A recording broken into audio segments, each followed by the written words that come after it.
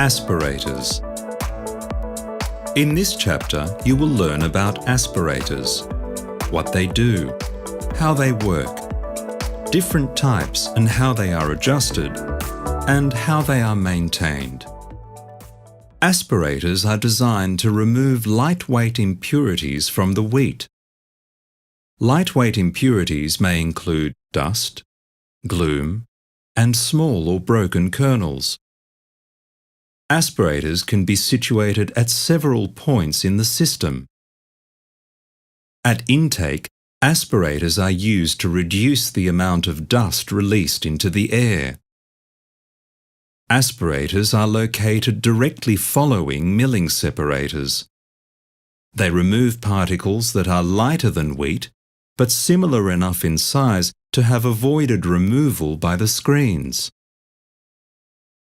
Aspirators are also located directly following scourers, where they remove any dust, chaff or kernel pieces generated by the abrasive processes.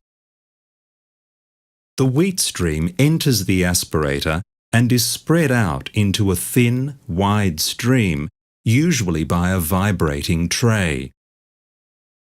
The stream falls through a current of air that is travelling vertically upwards. The current is adjusted so that it is strong enough to lift anything lighter than the wheat out of the wheat stream, but not so strong as to lift whole intact kernels. In some types of aspirator, the feeder tray is held up by a spring or counterweighted gate. The force of the wheat against the feeder tray should push down against the spring or weight. Spring or weight tension should be set to ensure that wheat enters the air channel across its full width. Aspirators can be categorized according to how the air current is generated. Some types are centrally exhausted using ducting connecting the aspirator to a fan and dust collector.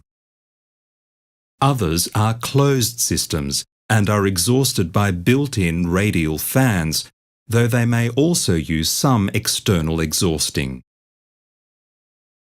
In centrally exhausted aspirators, the volume of air used is controlled by a valve at the top of the channel. The speed of the airflow is also controlled by this valve, and by the position of an adjustable panel which acts as one of the four walls of the channel. The width of the channel is narrow at the bottom and wider at the top, causing the airflow to slow down slightly as it rises. The width of the channel at the bottom and top can be adjusted by hand wheels at these locations. Lightweight particles travel up and out of the channel and are separated out by intermediate separators, after which the air continues to a dust collector. Very heavy particles fall straight through the airstream. Most kernels should rise slightly at the base of the channel, but as the channel widens and the airspeed slows, these kernels should drop back down and out of the machine. This bubbling or cycling effect increases the efficiency of the aspiration. The airspeed and channel width should be checked for each new grist, as changes in kernel sizes and densities may require different settings in order to maintain optimal cleaning efficiency.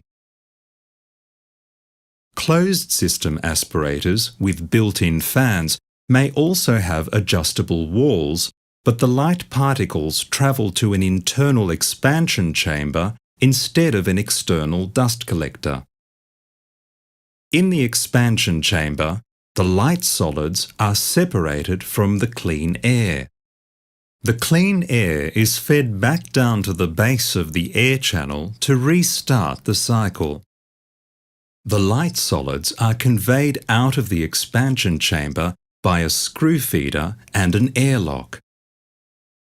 The speed of the air current can sometimes be adjusted via a valve or by changing the speed of the fan, or by changing the width of the top and bottom parts of the air channel.